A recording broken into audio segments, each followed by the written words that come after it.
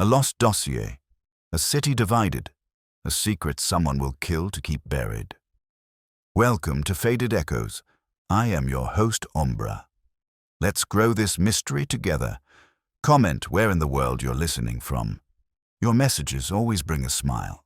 Can't wait to read yours. Let's begin. I don't know what it says about me that I can tell how much trouble a person's about to bring just by how they ring the bell.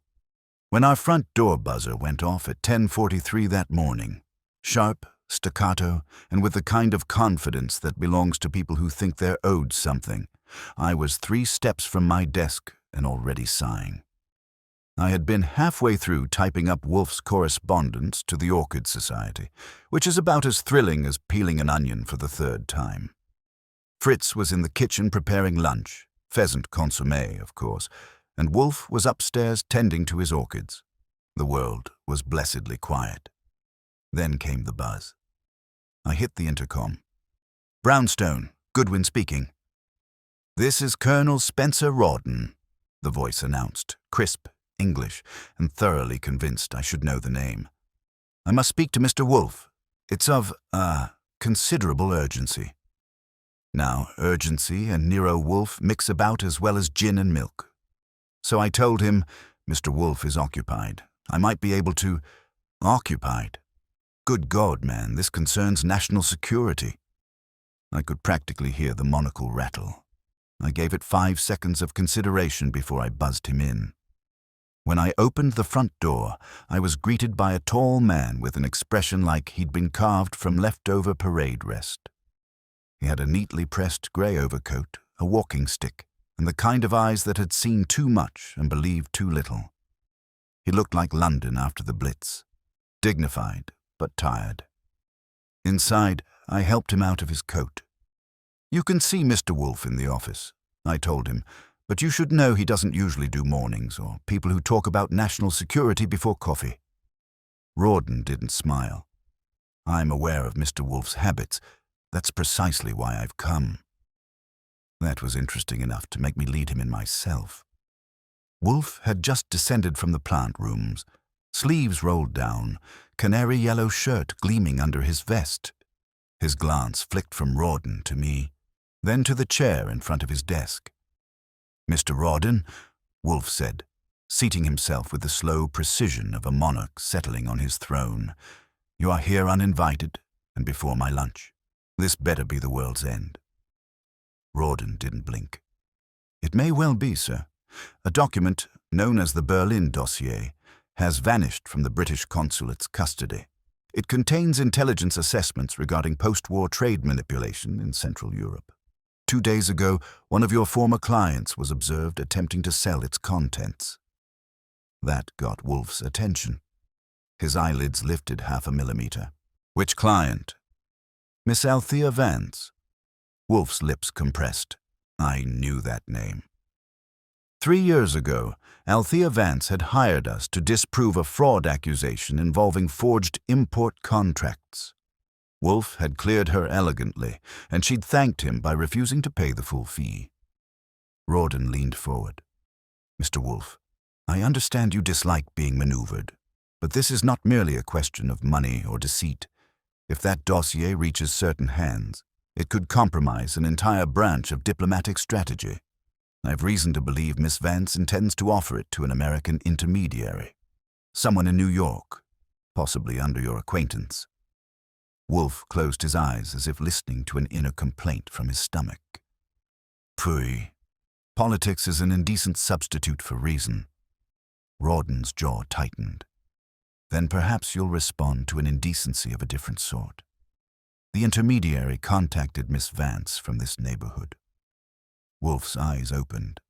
I felt my shoulders stiffen. Rawdon continued. "A telephone call traced to this block, West 35th Street, a few numbers away from this very house." Wolfe exhaled, deep and deliberate, like a bull deciding whether to charge. "Archie." "Yes, sir." "See that Mr. Rawdon is provided a beer. Then inform him that if I agree to consider this idiocy, it is not because of any national security, but because someone, somehow, has disturbed the sanctity of this street that I will not abide."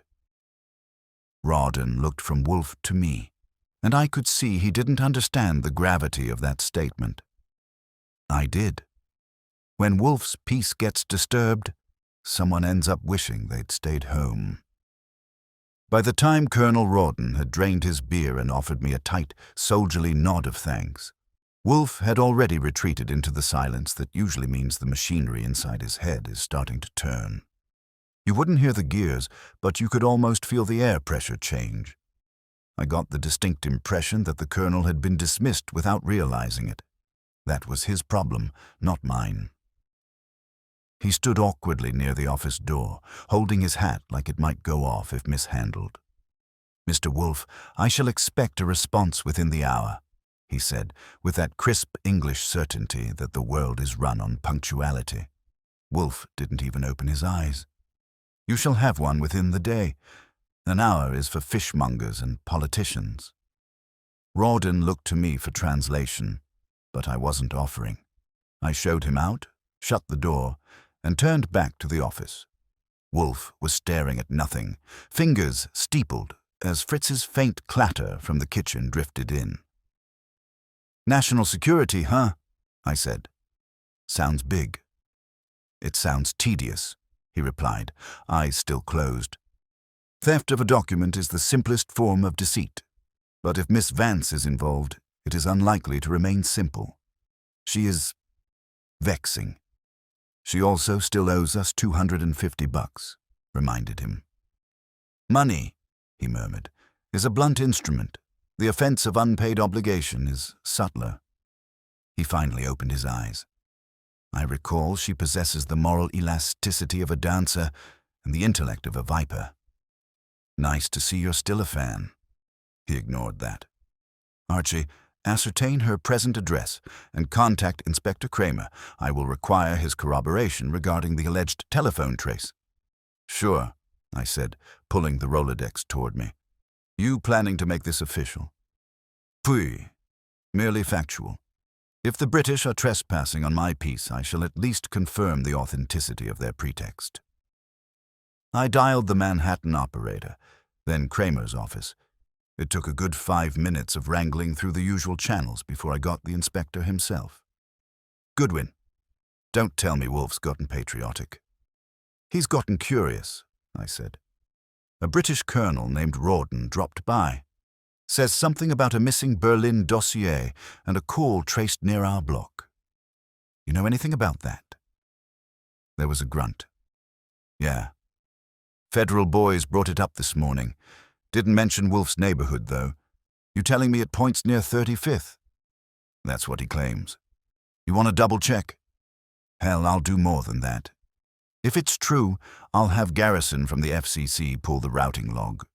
You tell Wolfe to keep his orchids calm. We don't need an international incident in his damn office."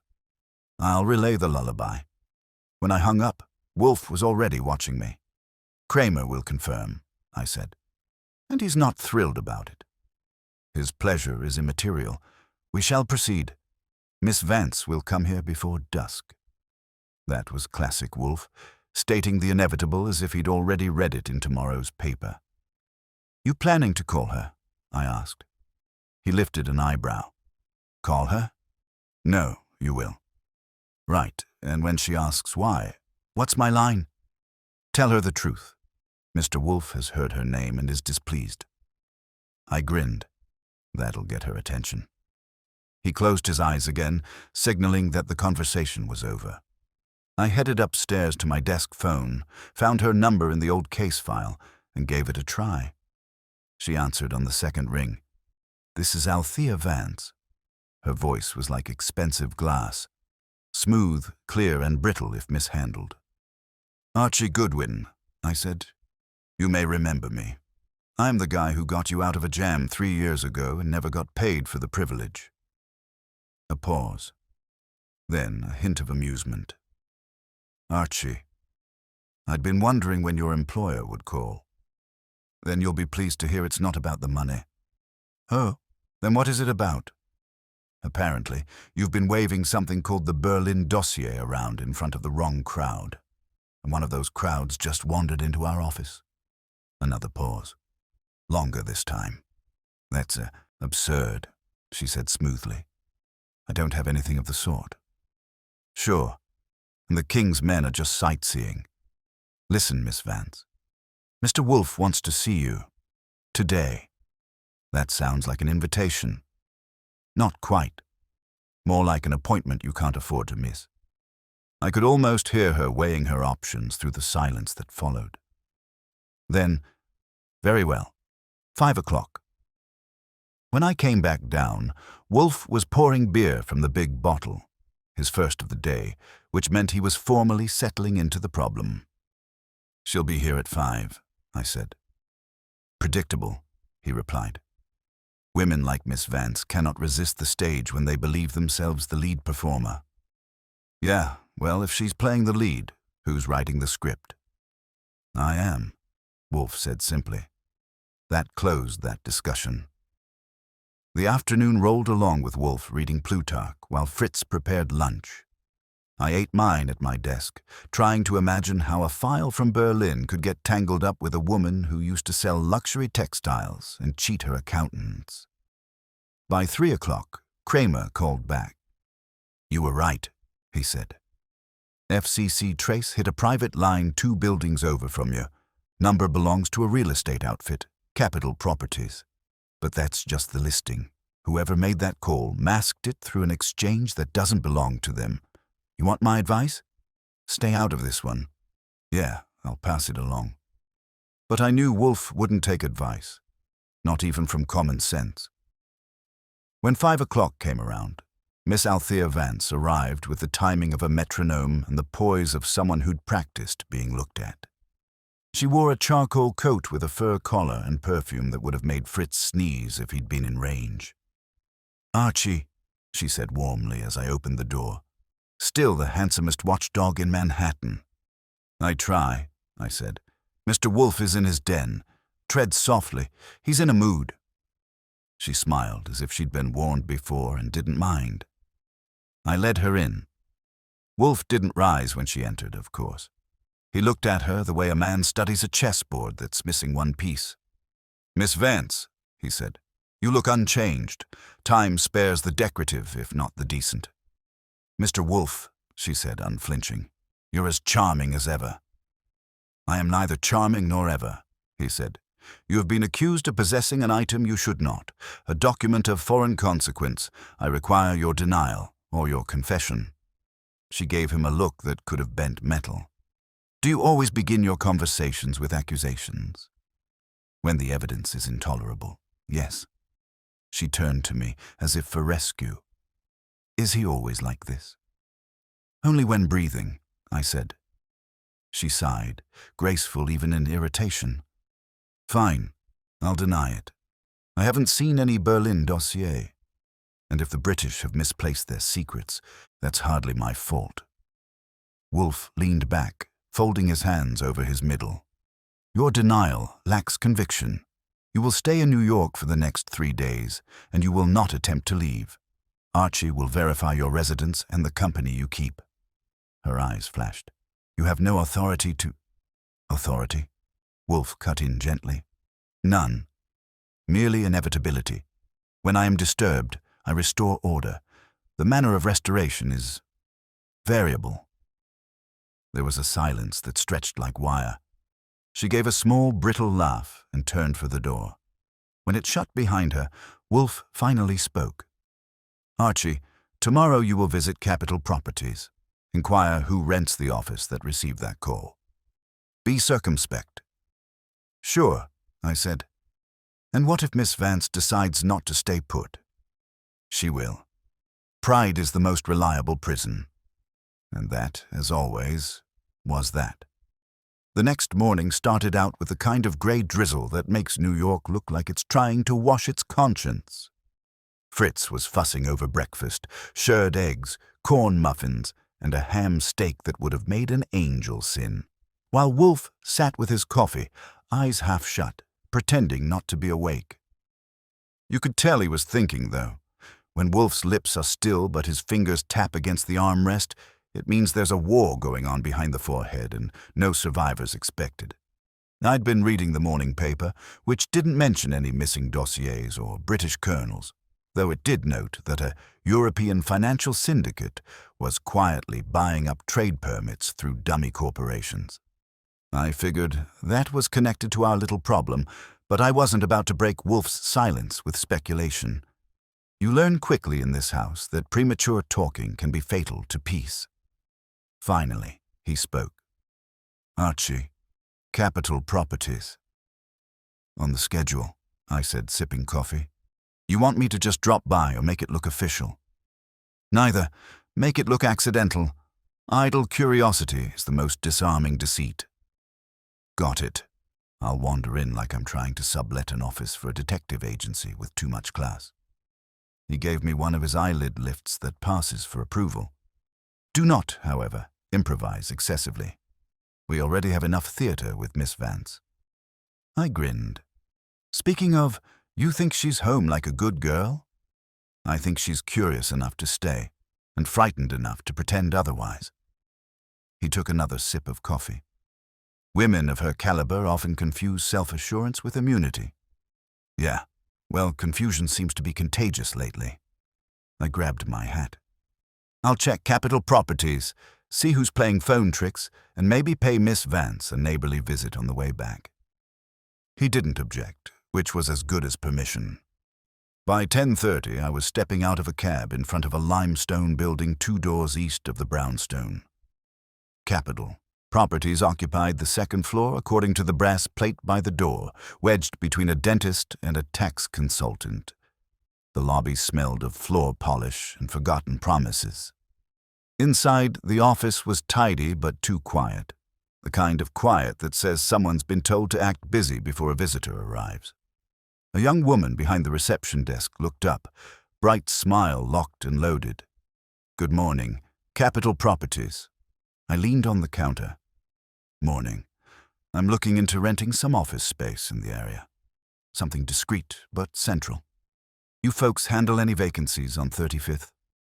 Several, she said, pulling a ledger closer. May I ask your name? Sure. Goodwin. Archie Goodwin. I work with Nero Wolfe. That name landed like a dropped vase. Her hand hesitated on the page, and she blinked fast enough to signal nerves. Oh, yes, of course. I think I've heard of Mr. Wolfe. Most people who've been near trouble have, I said pleasantly. You got a listing near 35th, maybe the 900 block. She flipped through her papers a little too quickly. Just one, I think. It's under temporary sublet. Private client, international interests. The file's restricted. Restricted. I'm afraid I can't. She stopped, eyes darting toward the inner office door as if waiting for a cue. Right on time it opened. A man stepped out.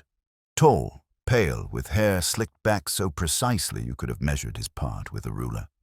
His suit was charcoal, his smile professional, his eyes the kind that looked like they'd seen both sides of a ledger and preferred the darker one. Mr. Goodwin, was it? He said smoothly. Raymond Kerr. I manage Capital's local operations. You're looking for space? Maybe, I said. Though it's funny, your receptionist just mentioned a restricted listing. Makes a fellow curious what's so exclusive about a few walls and a phone line. He smiled, the polite kind that hides all the teeth. Just a private arrangement. Nothing we can disclose without authorization. Uh-huh. I pulled out a cigarette, but didn't light it. Mind if I ask, authorization from who? From the client, of course. And the client would be... He gave a small laugh. Now, Mr. Goodwin, if I told you that, I'd be violating a rather expensive confidentiality clause. I pocketed the cigarette. Guess I'll have to find another agent then. Perhaps, he said, holding my gaze a little too long. But if your employer is interested in commercial property, he's welcome to reach out directly. I admire Mr. Wolfe's precision.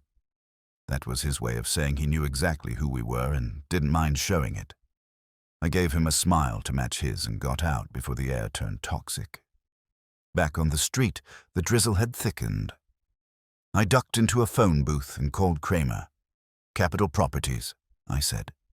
Ring any bells? Yeah, he grunted. Feds are already sniffing there.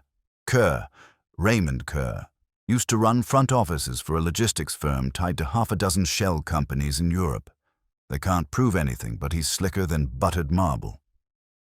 Sounds like my kind of guy, I said. You think he's our mystery caller? Could be. But if Wolfe's poking there, tell him to tread easy. The Brits and the Bureau are already cranky enough. Wolfe doesn't tread. He sits. That got me a bark of laughter before he hung up. I headed uptown to Miss Vance's building on East 68th. The doorman gave me the look you reserve for delivery boys and private eyes, but her name got me through. She lived in a fifth-floor apartment that smelled faintly of lilacs and expensive trouble. She opened the door herself, wearing a silk robe that looked like it had opinions. Archie, she said, smiling like she'd been expecting me. I was beginning to think you'd forgotten your manners. I figured I'd pay a social call before Wolfe sends a subpoena made of words. Then you'd better come in, she said, stepping aside. The place was all polished furniture and selective lighting, no clutter, no warmth. A painting of some abstract storm hung over the fireplace, and I could almost feel it laughing at me. Still living well, I said. Guess business is good. It was, she said, pouring 2 glasses of sherry, until your British friend decided to accuse me of espionage. I took the glass, but didn't drink. You sure you're not dabbling in diplomacy these days? She turned, eyes sharp. Archie, if I had that dossier, I'd sell it back to them just to watch them squirm, but I don't. Someone's using my name. That someone happened to rent office space next door to us? Her brow furrowed. Next door. Capital Properties. You know a man named Raymond Kerr? She hesitated. Just a heartbeat, but long enough. Then she said, No. Should I? That depends, I said. He knows you. Or at least knows you exist. He had your name loaded in the chamber before I even introduced myself. She set the sherry down hard enough to make the glass ring. Damn it. I knew this would circle back. Knew what would. She crossed to the window, staring out at the wet skyline. Last year I did some private consulting for an import consortium. They called themselves Silvermark Holdings. Fancy name. Empty offices. They paid in cash, no receipts, and wanted market data from Berlin trade negotiations. I assumed it was legal until I realized their mail came through Capital Properties. And you kept working with them? I quit, but they kept using my credentials. Letters, contracts, even telegrams with my signature forged. I thought it would fade. Apparently it hasn't. I whistled softly. That's a hell of a fade out. She turned back, desperate now. Archie, if Wolfe believes I'm part of this, he doesn't believe. He deduces. There's a difference. Then deduce something for me. Help me prove I'm not lying. Her voice had that edge between panic and pride. It wasn't an act this time. I could tell. All right, I said. I'll take it to Wolfe. But if you're holding back anything at all, you're painting a target on yourself. She nodded once, silent. When I got back to the brownstone, Wolfe was in the office, staring at the globe on his desk like he was expecting it to confess. I gave him the rundown. Kerr, Capital Properties, Miss Vance's story. When I finished, he said only, Huh. That's all? I asked. Just, huh? It suffices. The woman is lying, but not about everything. He rose, an event notable enough to make the floor notice. Call Saul Panzer. I require observation on Kerr, his office, his movements, and the company he keeps. Sure, I said, grabbing the phone. You expecting fireworks? Hardly. But when deceit grows in layers, one must peel carefully or lose the flavor entirely. He turned toward the window, hands behind his back. Archie, we are not merely chasing a missing file. We are trespassing upon the commerce of nations, and the trespassers will not forgive intrusion. I didn't argue. Some things didn't need words. Outside, the rain kept falling, quiet and relentless, like the sound of a secret refusing to stay buried. Saul Panzer arrived at the brownstone just before 7 that evening, punctual as a Swiss banker and twice as dependable. I opened the door for him before the second knock. Saul doesn't waste movement, and neither do I when I know it's him. He came in with his usual quiet step, nodded at me, and went straight to the office without a word. Wolfe was in his chair, the same position he'd held since lunch, like a patient mountain waiting for pilgrims. "Mr. Wolfe," Saul said. His voice was as calm as an accountant's dream. "I've had eyes on Kerr since 3:30. He left Capital Properties at 4:15 alone, briefcase in hand. Took a cab to the Britannia Club on Madison and 57th. Stayed there an hour. Met one man, American, mid-40s, stocky, wearing a grey felt hat.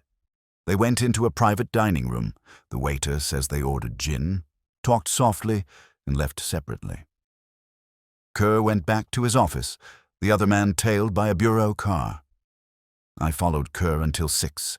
He didn't go home. He went to an apartment house on East 71st. Name on the mailbox, F. Latchley. He stayed 40 minutes, then returned to his office. Wolfe's eyes narrowed slightly, like a cat regarding a slow mouse. "And Miss Vance?" "Stayed home all day," Saul said. "Delivery boy brought her dinner around 6. No visitors, no calls that I could see." Wolfe nodded once, deliberate as a gavel strike. "Thank you, Mr. Panzer. That will be all, for now. Maintain your observation on Kerr. If he receives another visitor at the Latchley address, I wish to know before dawn." Saul inclined his head and left as quietly as he'd entered. When the door clicked shut, I said, "Sounds like Kerr's moonlighting with a friend. You think that apartment's his real office?"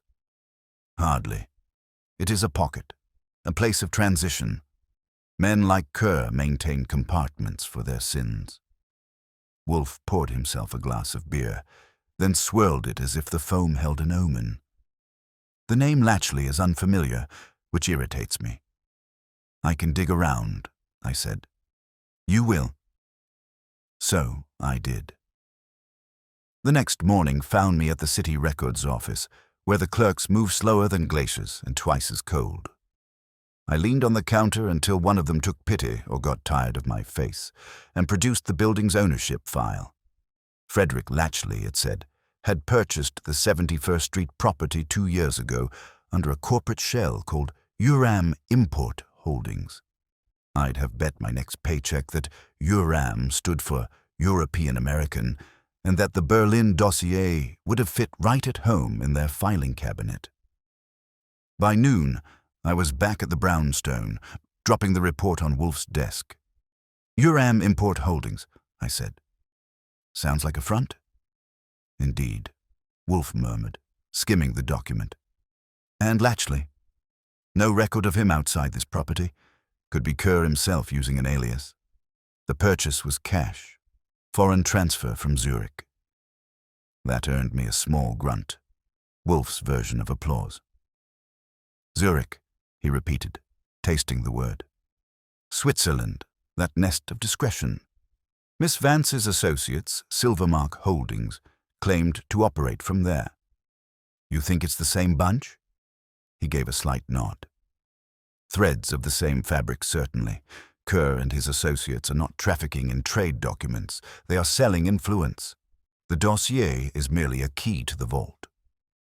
I let that sink in while Fritz appeared at the door, announcing lunch. The aroma of baked trout and herb butter filled the room. Wolfe's eyes softened, momentarily exchanging deduction for appetite.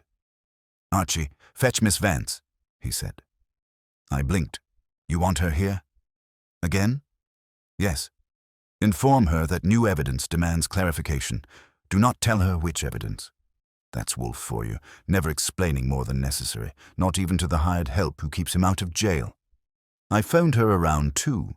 Her tone was controlled but brittle, like a violin string ready to snap. "Again," she said.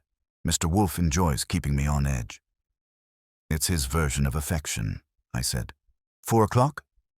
Fine, but I'm not playing his games much longer. Lady, I told her, you're already on the board. She arrived at precisely 4. I ushered her in. Wolfe gave her a small nod, no words of greeting. His way of saying the clock was running. Miss Vance, he began, have you ever conducted business under the name Silvermark Holdings? She hesitated. I told your assistant. Yes, for a short period, but I dissolved the arrangement. Yet your name persists in their correspondence and their mail routes through an address under another name, Uram Import Holdings. Are you acquainted with a Mr. Frederick Latchley? No, she said too quickly. Then allow me to acquaint you. Wolfe handed her a slip of paper with the address on 71st. This building is owned under that name. One of its visitors, Mr. Raymond Kerr, has ties to your former employers. You will recognize his name, I assume. Her eyes flickered, and she set the paper down. I've heard it. Have you heard it recently? She drew a slow breath. Perhaps. Someone called me last week using a distorted voice, claiming to represent Silvermark. He wanted to reopen old arrangements. I hung up. Ah. Wolfe leaned back. And did you mention this to anyone? No. Not even to Colonel Rawdon. Her expression sharpened. I didn't think it relevant. The man was a nuisance, not a spy. Wolfe's tone cooled by a few degrees. You underestimate nuisances. They are often the scaffolding of calamity. I saw her jaw tighten. You think I'm lying again? I think, Wolfe said mildly, that you have withheld one essential detail. I've told you everything I know. Not quite. The call you received, was it before or after the British consulate reported the theft? She blinked. Before. 2 days before, I think. Then, Miss Vance, you are not merely incidental. You were the warning flare. They attempted to recruit you again, and upon failure, used your name to conceal their own movements. That's absurd. Is it? Wolfe's gaze was level, his voice quiet as a blade. Your refusal made you inconvenient. If that dossier leaves New York under Kerr's custody, you will serve as the convenient scapegoat. You were useful once as a mask. Now you are more useful as a distraction. Her breath caught, and for a moment the color drained from her face. Mr. Wolfe, she said softly, if what you're saying is true, they'll come after me. Wolfe folded his hands. That depends. If you cooperate, perhaps not. If you attempt deception again, I will make you visible to every authority within 50 miles. It wasn't a threat. It was a guarantee. When she left, Wolfe turned to me. Saul will continue watching Kerr. We must locate the dossier before the British or the Bureau decide to exercise their vanity. And what do I do? Attend to Miss Vance. Subtly. If she receives another communication, I wish to know the precise time, wording, and tone. Fine, I said. But what happens when Kerr notices he's being tailed? Wolfe looked up at me with a faint smirk. Then, Archie, we shall know how clever he believes himself to be. That night I parked across from Miss Vance's building under a street lamp that hummed like an angry mosquito. Around 9, a black sedan pulled up. No lights, no plates. A man in a gray hat stepped out, looked around once, and disappeared into the lobby. 5 minutes later, her window flickered with light. I waited. 10 minutes passed. Then 15. When the man came out, he wasn't carrying anything visible, but his shoulders were hunched and his gait had changed, lighter, faster, like a man who just left a burden behind. I followed him 2 blocks before he ducked into an alley and vanished. By the time I got back to the brownstone, Wolfe was still awake. Rare for him past 10. I told him what I'd seen. He listened without interruption, eyes half-lidded. When I finished, he said, "Then it begins." What begins? He looked up. and the gleam in his eyes was colder than anything in the room. The trespass I warned of. Someone has entered this game upon my doorstep, and now, Archie, we must prepare to receive them. Outside, the drizzle had stopped, but inside the brownstone, something far heavier had started to fall. By the next morning, the brownstone felt different. It wasn't anything obvious, no broken windows, no stray footprints, but the air had that heavy, disturbed quality that means Wolfe's sanctuary had been trespassed upon, even if only by the scent of deceit. When I came down to the office at 8:30, Wolfe was already at his desk, which in itself was enough to make me look twice. He had the Times open, but wasn't reading. His eyes were fixed somewhere beyond the page, and the orchid schedule lay untouched beside him. That's how you know it's serious, when the orchids get neglected. "Good morning," I said carefully, testing the air. "Pfui," he muttered. "Morning is an abomination today." That sounded promising. I poured myself coffee and waited for the rest. "At 6:30, he said. "Fritz found that the front latch was unsecured." I stopped mid-sip. "Unlocked? That's impossible. I bolted it myself when I came in last night." "I do not doubt your diligence," he said dryly, "but facts are indifferent to our opinions. The latch was open, nothing missing, no signs of intrusion, merely open." That might not sound like much to the average citizen, but in Wolfe's world, an unlocked door was equivalent to arson in a cathedral. I didn't have to ask what it meant. It meant someone had been close enough to test the line and clever enough to retreat without tripping alarms. "You think Kerr's people?" I asked. He didn't answer directly. "I think that someone has concluded we are a threat, and when cowards perceive threat, they probe the boundaries of confidence. The latch was a message." "Well," I said, "it's received." He scowled. "Hardly. Messages of that sort must be returned. Kramer will arrive within the hour. You will give him a full account, omitting nothing. In the meantime, contact Saul. I require every step of Mr. Kerr's evening traced, including the man in the grey hat." I nodded, went to the phone and dialed Saul's number. He picked up on the second ring, the way he always does, because he's the kind of man who treats sleep as a rumor. I relayed Wolfe's orders. "Already on it," Saul said. "Your grey-hatted friend was followed to a boarding house on West 47th. Registered under the name Howard Lane. Paid cash, no luggage. He left around 5 this morning and hasn't come back. My guess? He knows he's being tailed." "Think he's the same one who visited Vance last night?" "No doubt," Saul said. He moved like he'd been there before. "Stay close," I told him. "If he makes another move, call the house." When I hung up, Wolfe was on the phone with Fritz, instructing him to lock every door, every window, and the cellar hatch besides. Fritz sounded offended that he even needed telling, but Wolfe's tone left no room for pride. At 9:15, Kramer showed up, smelling of cigar smoke and city asphalt. He didn't wait to be invited in, just threw his hat on the stand and grunted. "You said something about a break-in?" "Attempted," Wolfe corrected. "Subtle, invisible, but attempted. The front latch was found open this morning." Kramer shot me a look. "You sure you didn't just forget?" "Inspector," Wolfe said sharply, "Archie Goodwin does not forget. He misbehaves, but he does not forget." "Thanks," I muttered. Kramer moved closer, hands in his coat pockets, eyeing the latch like it might confess under pressure. "Nothing missing?" "Nothing."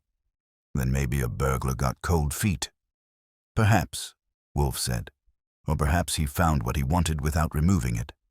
That got Kramer's attention. "You mean like a bug?" "Precisely." Wolfe's gaze was steady. "We will assume, until proven otherwise, that this room is compromised. Speak accordingly." Kramer grimaced. "You've got to be kidding." "I rarely kid," Wolfe said. So we lowered our voices. Fritz brought in coffee, his movements unusually brisk, which told me even he was rattled. Kramer stayed an hour, took notes, and promised to have his tech men sweep the place. When he finally left, Wolfe leaned back and closed his eyes. "I despise interruptions," he said softly. "Want me to do a little sweeping of my own?" I asked. "Could check for wires. Prints, the usual." He shook his head. "No. Let Kramer indulge his procedural instincts. We will occupy ourselves with substance." "Meaning?" "Miss Vance," he said. "If the man in the grey hat delivered something to her, then he also delivered peril. She will either panic or act. Either will expose her." He was right about the panic. At 1:30 the phone rang, and her voice came through, breathless and shaking. "Archie, someone broke into my apartment." "When?" 10 minutes ago. I heard the door, called out, and they ran. The locks splintered." "Call the police?" "No. If they find anything, it'll be twisted against me. Please tell Mr. Wolfe I need to see him." I didn't even have to ask Wolfe. He'd already nodded. "Come immediately," I told her. She arrived within the hour, pale but composed, the same charcoal coat wrapped tightly around her as if she could hide inside it. When I took it, I noticed a faint tear along the sleeve seam, small but new. Wolfe gestured for her to sit. "Miss Vance, we must dispense with pretense. You are in danger, and your capacity for concealment is inadequate. Tell me exactly what was taken." "Nothing," she said. "At least nothing I can see. They didn't even open drawers." "Then they sought verification," he said, "to confirm whether something they left remains undisturbed." Her eyes widened. "You think they planted something?" "Possibly. What matters is why they returned. They no longer trust you, which means they fear you might talk. Their prudence will demand removal or coercion. And you, Miss Vance, are regrettably suitable for both." She trembled slightly, then clenched her hands to hide it. "What can I do?" "Obey," Wolfe said simply. "You will remain at a hotel of my choosing. Fritz will drive you there after dinner. You will receive no calls, no visitors, and you will speak to no one but Archie." "I don't like being hidden away." "Neither do snakes," he replied. "Yet they burrow when hunted." She managed a bitter smile. "You always did have a talent for charm." "I have no such talent, only accuracy." While Fritz prepared her bag, I pulled Wolfe aside. "You really think they'll come after her?" "I think," he said, "that they already have. The latch, the intrusion at her apartment, both are probes. They are drawing closer, tightening the circle. When the circle closes, we must be at its center." "Meaning?" "Meaning," he said, "we bait the trap." That's how we ended up spending the evening turning the brownstone into a fortress. Fritz bolted every door twice. I checked the locks myself. Wolfe insisted that we leave one small window in the office unlatched. When I pointed out the irony, he gave me the kind of look that could flatten a parade. "Archie," he said, "in war, one does not seal every gate. One leaves one open, so that the enemy may choose it." By 10 o'clock, Miss Vance was installed in a hotel under a false name. Saul was watching the 71st Street property, and Wolfe had retired to his room with a second bottle of beer and his copy of Tacitus. I sat by the office window, watching the street. The city had that late-night hush that always feels like the breath before something breaks. It didn't take long. Around midnight, a shadow crossed the stoop. I didn't move, just waited. The door didn't open, but I heard it. The faintest, deliberate click of metal on metal. Someone was testing the latch again. This time, Wolfe's message was ready. I stayed silent, watching the shadow linger, then retreat. When the sound faded, I finally exhaled. The next morning, Wolfe came down at his usual hour, looking fresh as a priest after confession. "Well?" he asked. "They came," I said. "Didn't get in." He nodded once. "Then they will try another way, and we shall be waiting." He settled into his chair, and as Fritz brought in breakfast, I caught a faint, satisfied glimmer in his eye. "Archie," he said quietly, "it has begun to smell like victory." "Sure," I said, pouring coffee. "But it still feels like trouble." He smiled faintly. "They're often the same thing." The next 48 hours moved with the kind of slow-burn tension that sticks to your nerves like damp wool. We were waiting, Wolfe's least favorite pastime, mine included. The house was a study in enforced calm, each of us playing our part in the quiet theater of vigilance. Fritz pretended to cook as usual, but I caught him double-checking window latches between soufflés. Saul sent reports that came in like clockwork. Kerr at the office, Kerr at the Britannia Club, Kerr vanishing into that 71st Street address at odd hours, and always alone. Nothing flashy, nothing sloppy, just the precise rhythm of a man who thought he was invisible. By the third morning, even Wolfe's patience started to fray, though you'd have to know him as long as I had to spot it. His movements were clipped, sentences shorter, pauses longer. I'd seen glaciers move faster. Around 10:30, I tried lighting a cigarette to pass the time, but he fixed me with that look that suggested tobacco smoke was a personal insult to the gods of reason. So I put it out. "Archie," he said finally, "Miss Vance's situation must be leveraged before it expires. The longer she remains concealed, the more time her enemies have to adjust." "Meaning they'll stop looking for her and start looking for us?" "Precisely." He leaned back, eyes half closed. The man in the grey hat, Howard Lane, has not reappeared, yet Kerr continues to operate undisturbed. He believes Miss Vance neutralized. That complacency is an opening.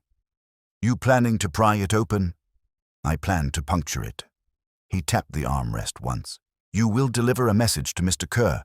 Inform him that Miss Vance has recovered a fragment of the dossier and intends to sell it. You will offer to broker the sale." I blinked. "You want me to go to him and pretend we've got part of the Berlin dossier? That's a bluff even poker players would envy."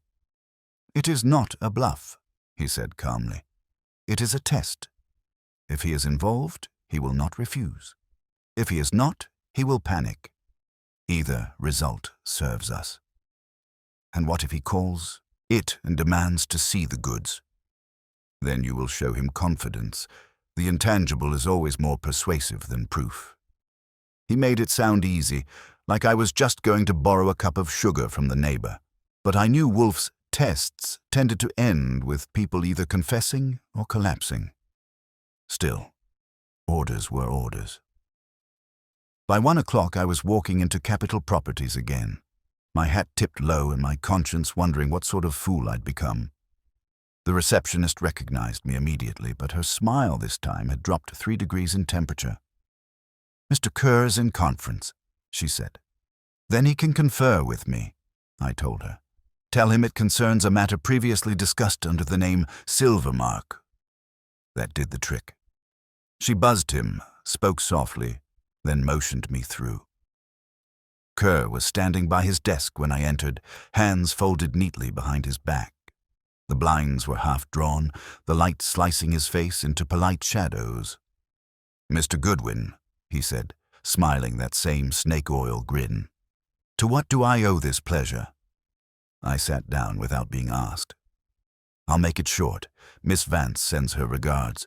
She's back in town and eager to conclude some unfinished business. You might have heard of it. The Berlin dossier." He didn't flinch, but something in his posture went still. "Go on." "She's not looking for charity, Mr. Kerr. She's looking for buyers. And since you're a man with connections, I thought I'd save her the trouble of shopping around. My employer doesn't know I'm here, by the way." His smile returned, thinner now. "How entrepreneurial of you. And this fragment she claims to possess?" "Safe," I said. "Safer than you'd guess. She's not stupid." He nodded thoughtfully. "No, she isn't. I always admired that about her." So there it was.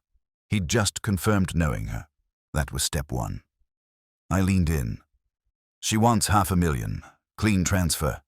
No intermediaries." He chuckled softly. 500,000 for a phantom? My dear Mr. Goodwin, you must take me for a novice. I take you for a man who knows the value of silence. Pay now, or the British get a call before breakfast. That did it. His eyes flickered, just for a second. You're bluffing. Try me, I said, and got up to leave.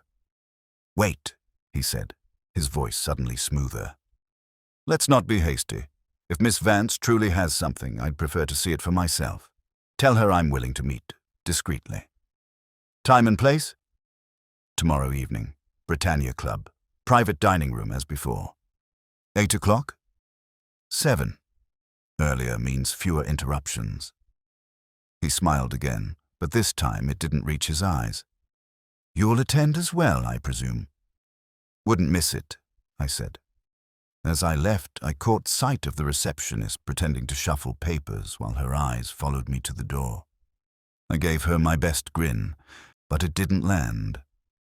That office was a nest, and Kerr was the spider pretending to nap. Back at the brownstone, Wolfe listened to every word without moving. When I finished, he said, "Excellent." "Excellent?" I asked. "He wants to meet in person. That's either a setup or a suicide pact." "Possibly both," Wolfe said. "But he has revealed the critical element. He believes the dossier exists and that Miss Vance holds it." His response was not defensive. It was acquisitive. Therefore, he knows its value. He is complicit. Great. Then what's the next move? You're not seriously sending her to that dinner. Of course not. You are. Me? You will attend as her representative. Miss Vance will remain precisely where she is. Saul will observe the club's entrances. You will bring a briefcase containing irrelevant papers, ledgers, invoices, anything that appears official. Kerr will expect performance. Give him theatre. And if he's armed? Then rely on your wit. It has preserved you longer than prudence would predict. That night was long and short at once. Fritz prepared dinner, but I barely touched it. Wolfe spent the evening dictating letters to no one, an act I recognized as camouflage for thought. When I finally called it a night, he looked up from his desk and said quietly, "Archie, tomorrow you must remember, you are not a soldier. You are bait." "Comforting," I said.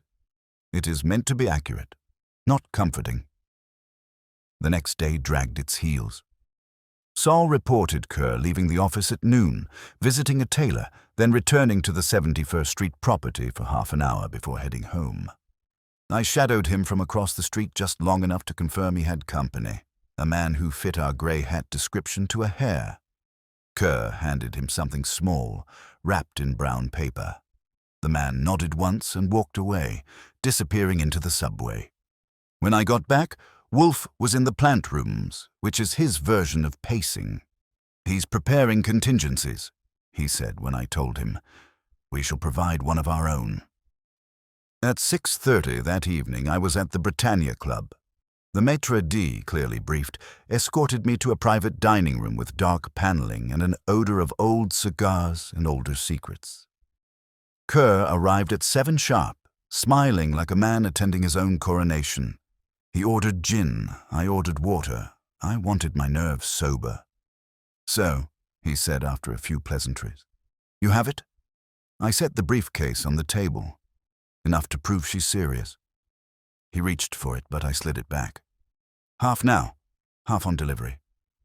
"Ah," he said softly. "You're learning." He took out an envelope and pushed it across the table. A token of faith. I didn't open it. "What's inside?" "Proof of mine.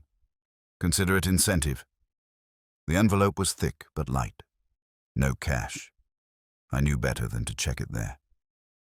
Kerr smiled again, finished his drink, and stood. "Tomorrow," he said. 9 o'clock.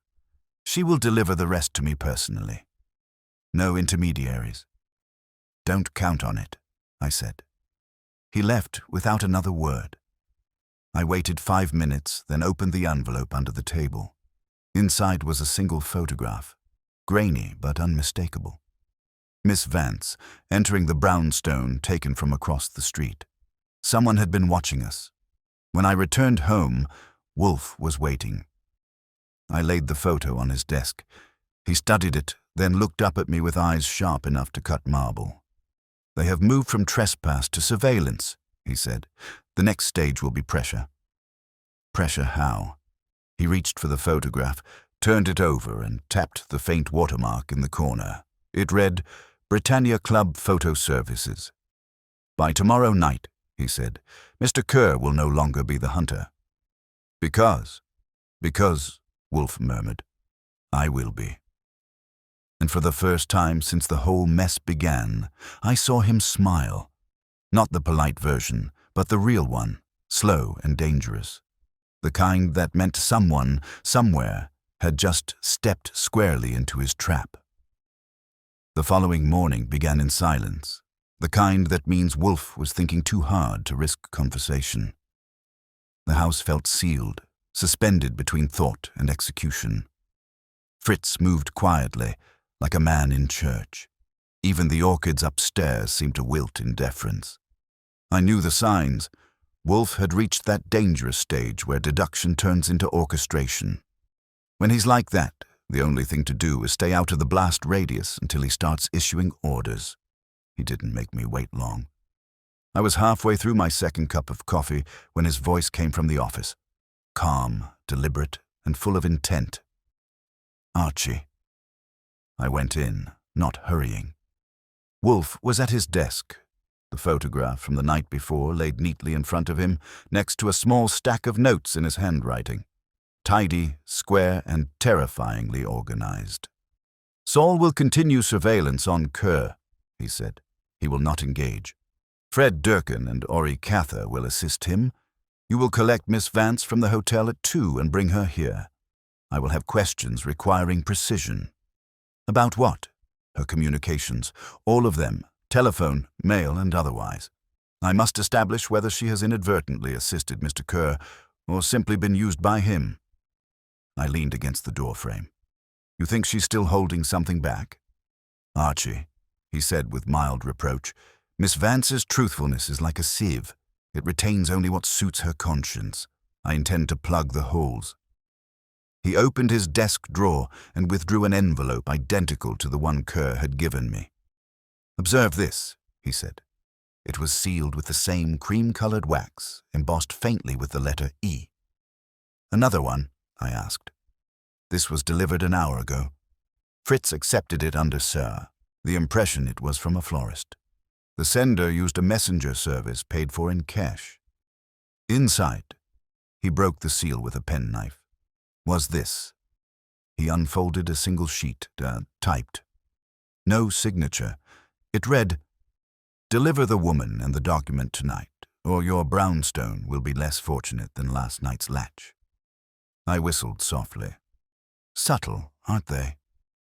"Subtlety," Wolfe said, "is often the garb of desperation. They have realized that I am not the British consulate. I do not bluff for the sake of decorum." He placed the note on the corner of the desk as though it might contaminate his papers. "We shall accommodate their anxiety, selectively." "Meaning what, exactly?" "Meaning," he said, "we shall prepare a counterfeit of the dossier. You will deliver it, they will take it, and then we shall take them." "Fake dossier, real sting," I said. "I like it, except for the part where I get shot." He ignored that. "Bring Miss Vance. She must assist in reconstructing the bait." I went to fetch her at 2 as instructed.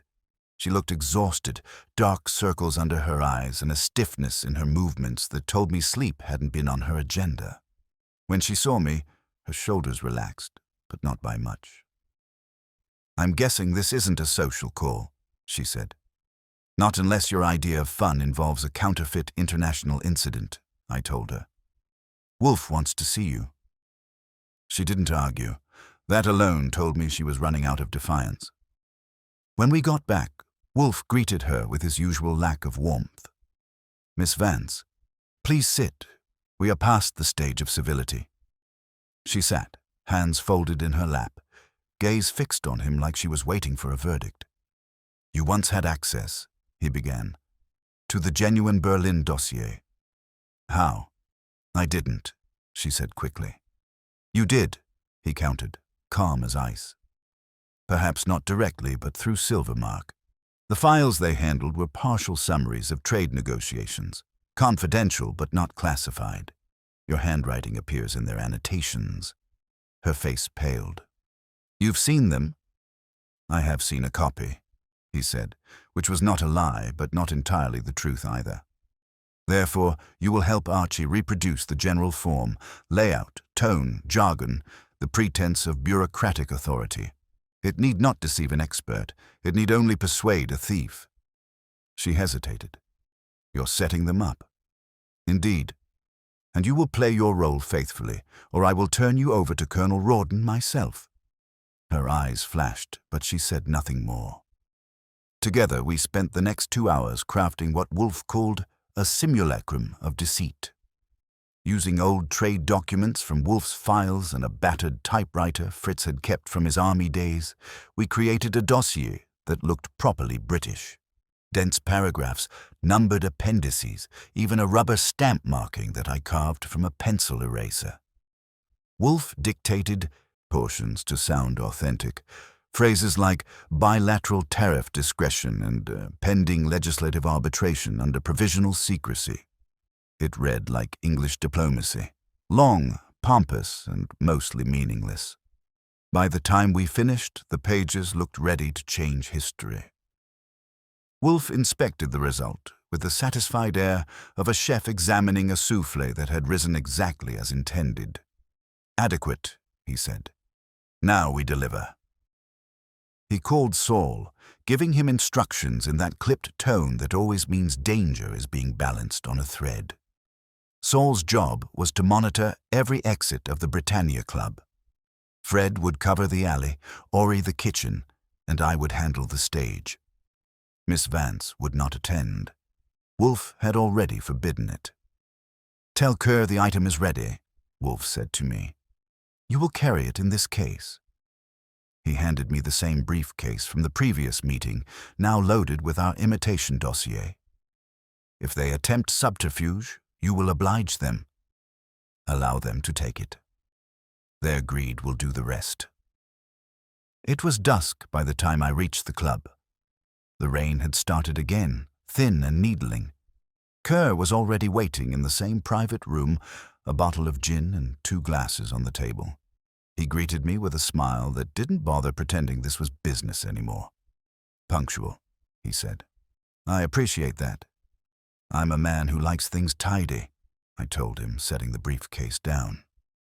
You've got the payment? He gestured to a smaller envelope beside the gin. Half now, half on delivery. That wasn't the deal. He shrugged. Deals evolve. I didn't reach for it. He studied me, eyes cold. Tell me, Goodwin, does your employer know what you're doing?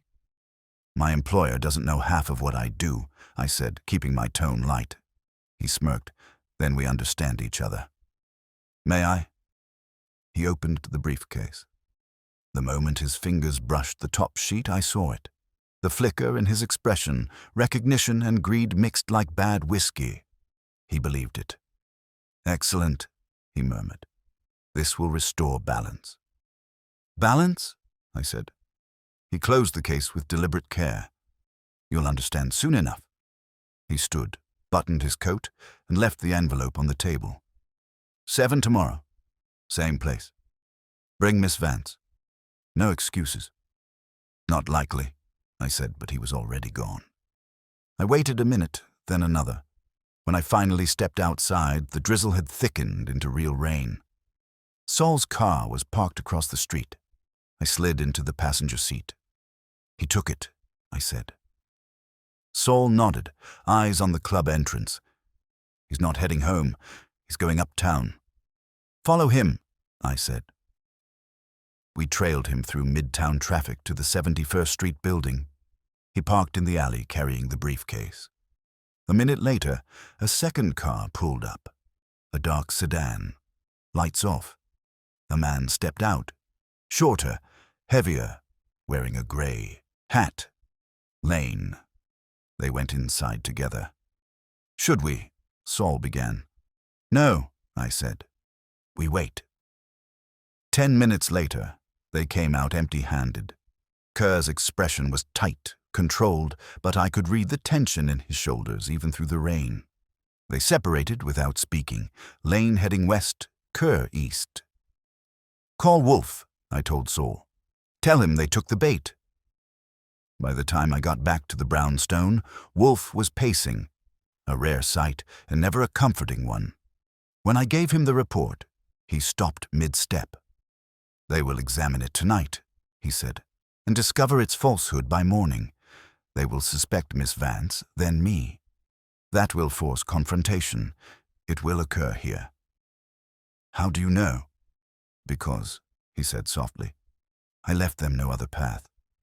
Pride compels exposure. Greed assures it. They will come to silence us." I looked toward the front door, suddenly aware of every creak in the floorboards. "And we just wait?" He nodded once. "We wait." The rain kept falling. Somewhere in the city, men were reading words Wolfe had written for their ruin, and in the heart of the brownstone, beneath the calm glow of the office lamps, I could feel the storm turning our way. Sleep wasn't in the cards that night. Wolfe didn't say so, but I knew. You don't bait a trap like that and then tuck in early. The brownstone felt alive in the dark. Quiet, yes, but full of something pulsing beneath the surface, like the walls were holding their breath. Fritz had gone to bed reluctantly, muttering about evil men and good soup wasted on sleepless nights.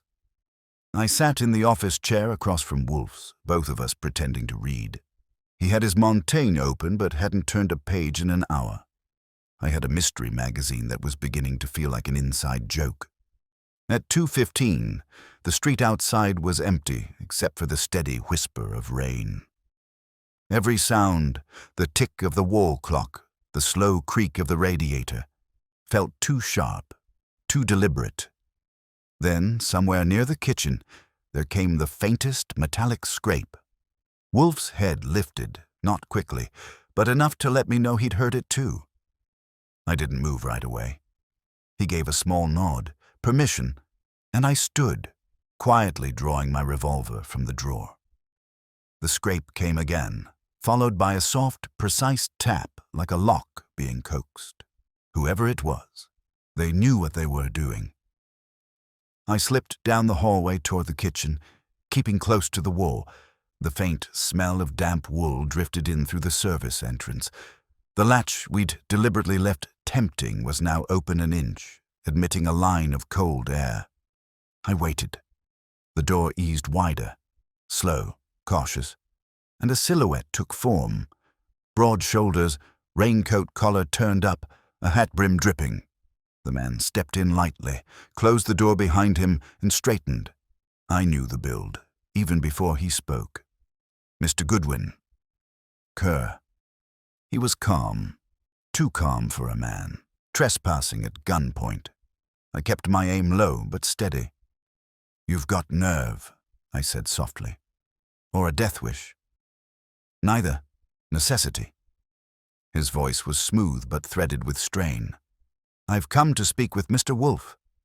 "He's not taking appointments." "I'll wait."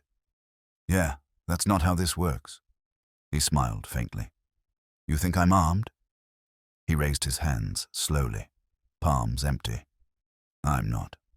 I came because I know what you did. You think you've trapped me with that counterfeit, but it's you who's trapped." "Is that so?" "Yes. You've involved yourselves in something far beyond theft. That dossier isn't a trade document, it's a ledger. Names, payments, entire chains of influence connecting American corporations to foreign ministries. If it's exposed, governments fall. If it's lost, fortunes vanish." "That's a touching speech," I said. "Now move." He hesitated, then sighed, the confidence slipping for just a second. "Goodwin, listen to me. Wolfe's clever, but he doesn't understand what he's holding. They'll kill for it. Not me, them. The ones behind Silvermark. Then you'd better start explaining to him fast." I gestured toward the office. He went ahead of me, dripping water across Fritz's clean floor. Wolfe didn't rise when Kerr entered. He just looked at him with that still, appraising expression that made strong men feel like they'd wandered onto the wrong side of the chessboard. "Mr. Kerr," he said, "you have violated my house. Speak and be brief." Kerr set his hat on the edge of the desk, keeping his eyes level. "You're in danger, Mr. Wolfe. You've provoked people who don't forgive curiosity." "Danger," Wolfe repeated, tasting the word like it was too bland. "How tedious. You entered to warn me." "I entered because I can't let them silence you." "Them," Wolfe said, "the nameless they. How literary. You refer, I assume, to the principals behind Silvermark Holdings, whose instrument you are." Kerr's face tightened. "I was their intermediary once. But I want out." "And this conversion occurred when?" "When they decided the dossier was insurance. Against everyone, including me." He leaned forward. "You think I stole it for profit?" "I didn't. I took it because it proves too much. Corruption so deep it could destroy both sides of the Atlantic. I meant to hand it to a neutral party. But they found out. They used Miss Vance's name to deflect suspicion." "Phooey," Wolfe said quietly. "You mistake melodrama for morality. You stole it because control is sweeter than money. You came tonight not from conscience, but from fear. You have realized that those you served now regard you as expendable." Kerr's jaw tightened, but he didn't deny it. "If you're as smart as they say, help me. Give me protection. I'll give you names." "Protection?" Wolfe's brows arched. "Do you believe this is a sanctuary?" "It's the safest ground in New York. They won't risk a scene here." "You overestimate their restraint," Wolfe murmured. That was when the gunshot shattered the air. One, then two, muffled but close. The kitchen. Fritz's startled cry, followed by silence. I moved before Wolfe spoke, sprinting down the hall, revolver raised. The back door was half open, rain lashing in. On the floor near the threshold was a shape. Saul Panzer, blood on his sleeve, conscious but grimacing. "They were outside," he gasped. "Two men. One's hit. The other ran." I helped him sit up. "You all right?" "Grazed. Wolfe sent me to keep watch an hour ago. Guess they didn't like his hospitality." I left him long enough to check the alley, empty except for tire tracks cutting through puddles. Then I bolted the door, locked it twice, and called the police. Kramer answered himself, and for once didn't bark. His voice was tight. "What's happened?" "Ambush. One wounded, two on the run. You'd better get here fast." When I came back, Kerr was still standing in the office, pale but composed. Wolfe hadn't moved. He looked at Saul's blood on my sleeve and exhaled slowly through his nose. "As anticipated," he said. "As anticipated?" I snapped. "Saul nearly got killed." "Yes," Wolfe said evenly, "and now they will overreach." He turned his gaze on Kerr. "Your former associates have betrayed their impatience. That is their undoing. Sit down." Kerr sat, trembling just enough to betray himself. Wolfe pressed the intercom button to the kitchen. "Fritz, are you harmed?" "I am shaken, sir," came the faint reply. "Then see to Mr. Panzer and bar every entrance." When he turned back to Kerr, his voice was almost gentle. "They will not return tonight, but you, sir, will not leave this house. You will remain here until I am finished with you." "You can't, I can, and you will." He folded his hands. "Archie, retrieve the briefcase from 71st Street. It will not be guarded. Bring it here before dawn." "You sure about that?" "They will be too occupied destroying evidence elsewhere." "Go." I left, unwilling but trusting his timing the way you trust gravity. The streets were slick and empty, the city breathing steam. I parked a block away and approached the building from the rear alley. The door was ajar. Inside, the hallway smelled of burnt paper. Upstairs, in the main office, a metal waste bin still smoked faintly. Ashes filled it, the remnants of files, envelopes, and one charred briefcase. They'd been thorough, but not perfect. On the floor near the desk was a single scrap that had escaped the flames, half-singed but legible enough to read one typed line. URAM ledger distribution, transfer Zurich, New York, Directorate, U.S. That was enough for Wolfe. When I returned, dawn was a grey smear over the windows. Wolfe was still at his desk, Kerr slumped in the red chair across from him, looking like he'd aged 10 years. Kramer had come and gone after extracting promises of silence and looking at Saul's wound with something like genuine concern. Wolfe waited until the house was quiet again before speaking. "So," he said, almost to himself, "URAM, Silvermark, Kerr, a triad of venality." He glanced at me. "Did you bring it?" I handed him the fragment. He read it, and a slow satisfaction spread across his face. As I thought, the Berlin dossier was not intelligence but accounting, an inventory of corruption, cleverly disguised as diplomacy. They feared its exposure not for reasons of state, but of profit. Kerr's voice cracked. "Then what happens now?" "What happens," Wolfe said, "is justice. Not legal, perhaps. Moral." He picked up the phone and dialed a number from memory. "Colonel Rawdon, good morning. You will find what you seek at 143 East 71st Street. Bring discretion, and bring handcuffs."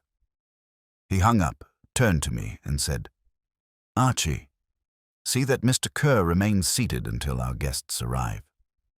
Kerr buried his face in his hands. "You'll hand me over?" "I will hand over filth to those equipped to dispose of it," Wolfe said calmly. "You have soiled enough air here." He leaned back, the weariness finally showing in the slump of his shoulders. "Archie, close the blinds. The dawn is insipid." When I did, the office sank into half-light again, the kind Wolfe likes best. Outside, sirens began to echo faintly in the distance.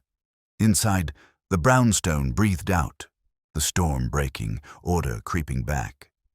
Wolfe reached for his beer, poured it slowly, and took a long, deliberate sip. "Archie," he said after a moment, "mankind never learns.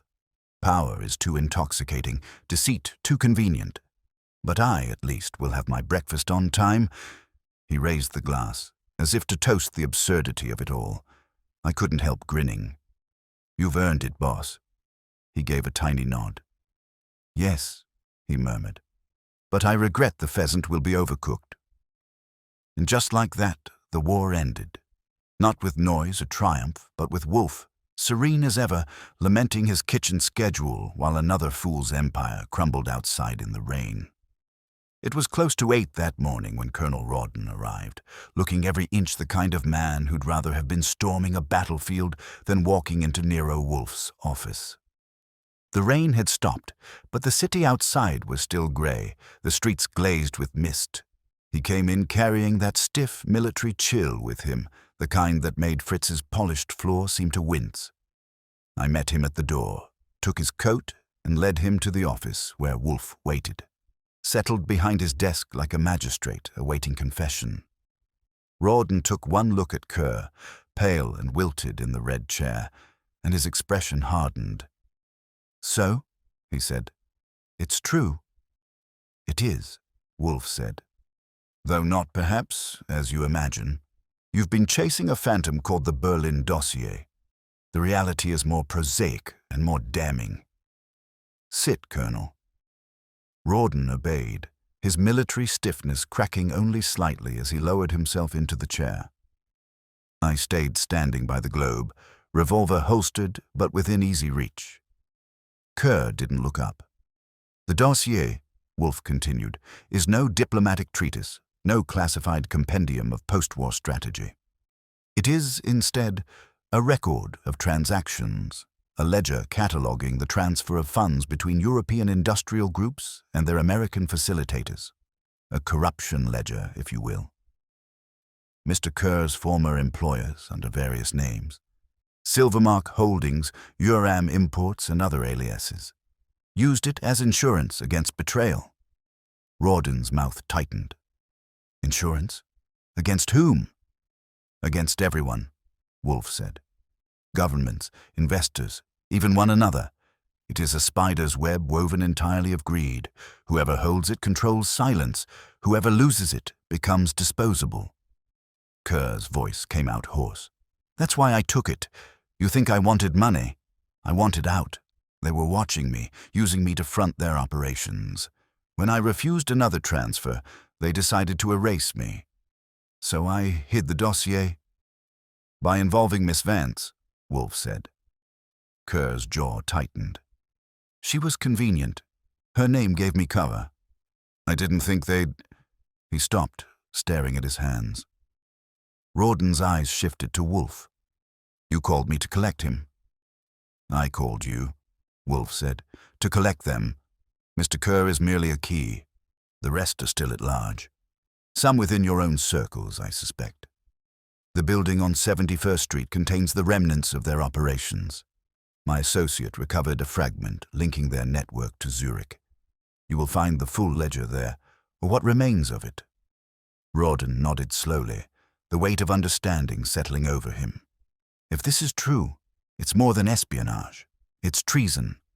It is commerce, Wolfe said, almost disdainfully. The purest and oldest kind. But the law will call it treason if that soothes its vanity. Kerr looked up suddenly, desperation clawing through his composure. Colonel, you don't understand. If you take me in, they'll kill me before I reach the consulate. They have men in every port, every office. You can't protect me. Rawdon's tone was granite. That's not my concern. Then it should be, Kerr snapped. You think this ends with me? Those ledgers name names, ambassadors, ministers, even... Enough, Wolfe cut in. You mistake hysteria for relevance. Your panic is unseemly. He glanced at Rawdon. I will provide you with the names and addresses of Kerr's associates.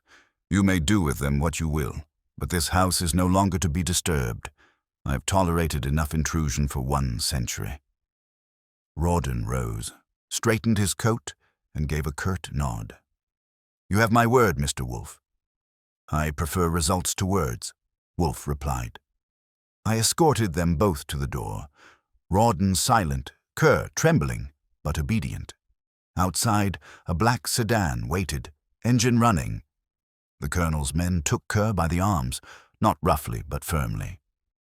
As they drove off, I watched the car disappear into the fog and couldn't help thinking that if the British thought they could hold a man like Kerr, they were due for disappointment.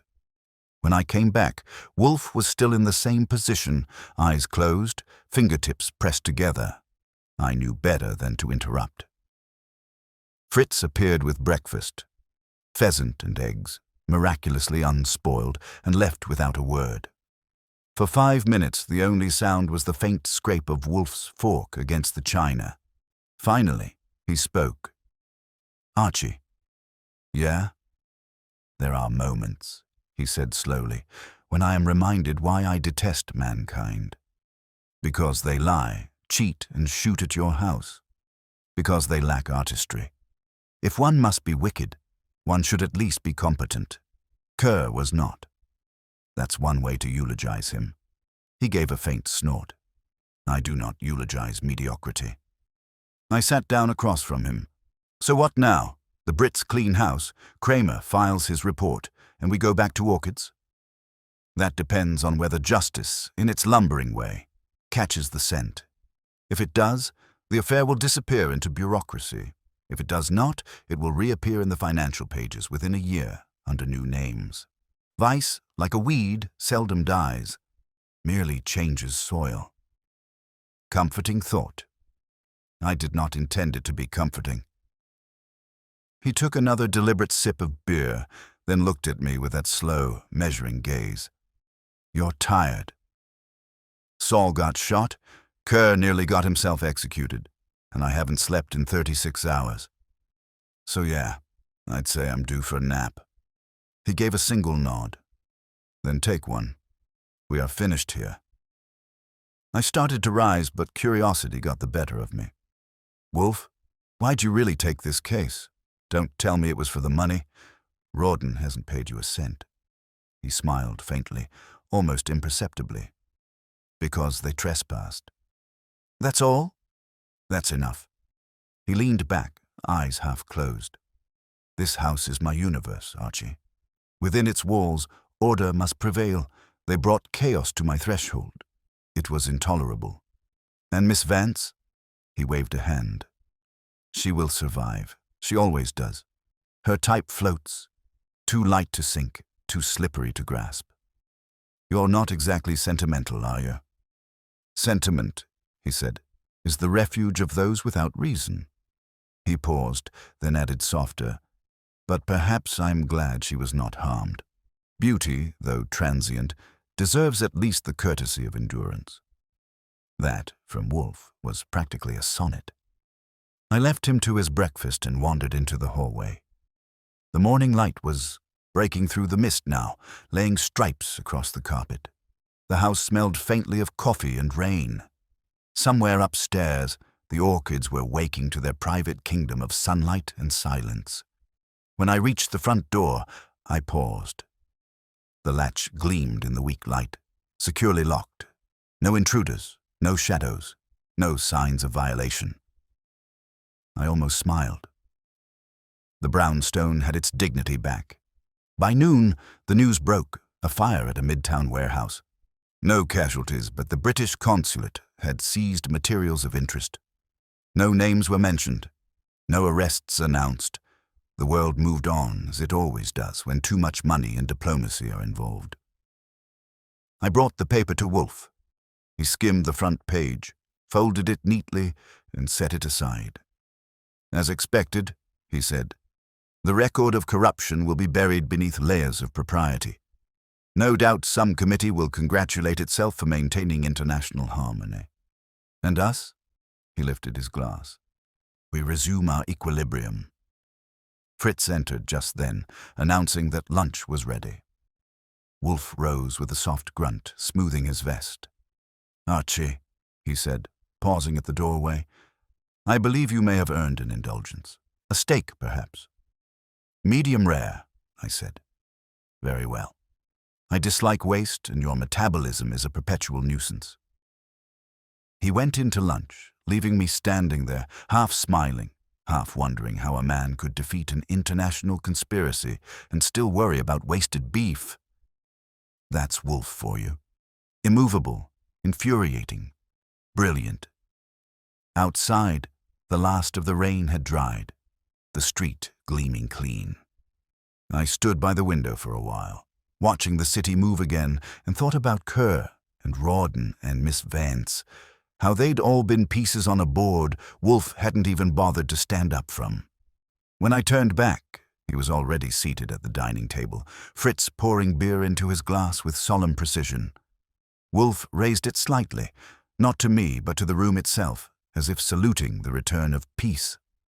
Archie, he said without looking up, order, once restored, is its own reward. And with that, the brownstone fell silent again, the world outside spinning, the orchids above blooming, and Nero Wolfe, unmoved as ever, savoring the quiet victory of reason over chaos, one sip at a time. When you've worked for Nero Wolfe long enough, you start to recognize the rhythm of endings. They don't come with fanfare or violins. Just a quiet tightening of the air, a soft word or two, in the sense that the world's been put back on its axis, whether it likes it or not. The afternoon after Rawdon took Kerr away, the brownstone settled into that rhythm. Wolfe had retreated to the plant rooms for 2 full hours, an act that told me he was pruning orchids and irritation in equal measure. Fritz hummed somewhere in the kitchen, and the smell of veal cutlets drifted through the house like a peace offering. I was at my desk, half reading the Times and half wondering whether Kerr would make it to England alive. At 3 o'clock, the doorbell rang. I opened it to find Miss Vance, alone, unannounced, and looking like a storm that hadn't decided where to break. She'd traded her expensive fur for a plain coat, no perfume this time, and the only thing flashy about her was the steel in her eyes. "Archie," she said. "He's gone. Out of the country by now if the Brits keep their word. Wolfe's in sight. You'd better make it quick. He's in no mood for human company." She brushed past me, the click of her heels echoing like punctuation. Wolfe didn't look up as she entered. "Miss Vance," he said, voice neutral as rain, "you come without invitation again. Either boldness is a habit with you or folly." She stopped in front of his desk. "I came to ask what happens to me now." "What happens to you," he said, "depends on your appetite for reform. Your name remains entangled in this affair. You may choose to correct that by cooperating with the British consulate, or you may persist in flight and find yourself pursued again." "I'm not running anymore," she said quietly. "I thought I could dance around it, but you were right. I was useful until I wasn't. I want to testify." Wolfe's eyes rose at that, slow and appraising. "Conscience. Self-preservation," she said. "But it feels close enough." He inclined his head. "A rare admission. I will inform Colonel Rawdon." She hesitated. "Do you believe me?" He sighed, deep and resonant. "Miss Vance, belief is an indulgence of priests and poets. I deal in probabilities. You're now, in all probability, truthful." That earned a thin smile from her. "Then I suppose that's the best absolution I'll get." "You're correct," Wolfe said. When she left, the air seemed lighter, as if the last draft of deceit had finally gone out the door with her. I stood there a moment, then said, "You think she'll stick to it?" "Perhaps," Wolfe murmured. "Or perhaps she will find new mischief. Human nature is irrepressible." He closed his eyes, folding his hands over his vest. "But the balance is restored. Kerr will vanish into a British courtroom or a British grave. The consortium will scatter and reassemble elsewhere. It is the way of parasites." "Yeah," I said, "but at least the brownstone's back in one piece." "That," he said, "is the only result that matters." Dinner came at 6. Fritz had outdone himself. Veal cutlets in cream sauce, pomme lyonnaise, and a bottle of chambertin that had been breathing since morning. Wolfe ate like a man rewarding the universe for its brief cooperation. I had mine at my desk, and for the first time in days, the food actually tasted like food. Halfway through his second helping, Wolfe set down his fork and said, "Archie, would you describe today as peaceful?" "Peaceful for us, maybe. The rest of the world's still in knots." He took a sip of wine. "The rest of the world is perpetually in knots. My concern is this house. Order has been violated and restored. It is sufficient." "Sounds like closure to me." "Closure," he repeated with distaste. "A vulgar term. The condition is equilibrium. Remember that if you ever attempt philosophy." I grinned. "I'll stick to typing, thanks." He wiped his mouth, sat back and looked at the orchids on the windowsill, their petals catching the last of the evening light. For a long moment he was silent. Then, almost to himself, he said, "The corruption of nations, Archie, is never so perilous as the corruption of principle. A thief may be punished. A conscience, once bartered, is lost beyond retrieval." That was Wolfe's version of a sermon. I didn't answer. There wasn't anything to say. When the dishes were cleared and the beer poured, he picked up his book and gave me the faintest nod, the one that means the case is finished and the universe may resume spinning at its proper pace. I turned off the lamp, left him to his reading, and went to the front door. The night outside was clean again, cool and quiet. For the first time in a week, the city didn't feel like it was watching us. I checked the latch, felt it click tight under my hand, and smiled. When I came back, Wolfe was already lost in Montaigne, content as a cat by the fire. He didn't look up when I said, "Latch is locked." "Good," he murmured. "Let it remain so." And that was it. No toasts, no headlines, no victory lap. Just Nero Wolfe, restoring order to his little kingdom, proving once again that the greatest battles can be won without ever leaving the chair. The world outside could go on scheming. Inside the brownstone, everything was exactly as it should be, quiet, steady, and ruled by reason. And me? I poured myself a final cup of coffee, tipped it toward him, and said softly, "Here's to equilibrium." He didn't answer, but I could have sworn I saw the corner of his mouth turn, just slightly, as if the universe had finally agreed with him. That closes Nero Wolfe and the Secret of the Berlin Dossier, a mystery unraveled by intellect, deception, and the slow restoration of order, told the only way it should be, through patience, wit, and the unshakable calm of a man who solves chaos without ever standing up, without ever standing up, without ever standing up, without ever standing up, without ever standing up, without ever standing up, without ever standing up, without ever standing up, without ever standing up, without ever standing up,